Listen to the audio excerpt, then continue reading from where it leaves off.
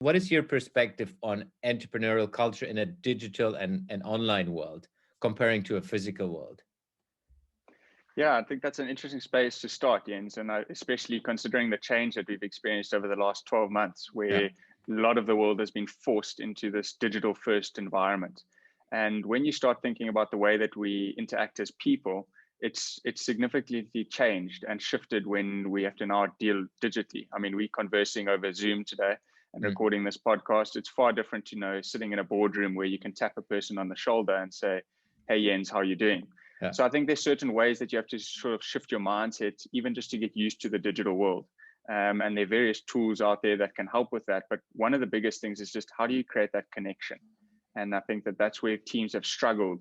Some have been extremely well suited to that. The likes of teams that have been using Slack or Basecamp that before the pandemic to Yeah. converse and Yeah. things like that.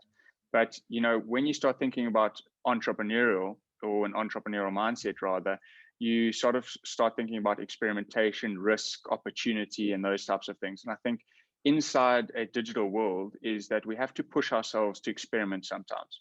Mm. Whereas when you've got a whiteboard in a room and you've got someone moderating or directing the conversation and the meeting, that experimentation is driven by them. But when you're sitting in a virtual room, you yourself as an individual also have to create that experimentation and that opportunity seeking mindset that you go out and use that to further your knowledge and to further the connections that you build with people.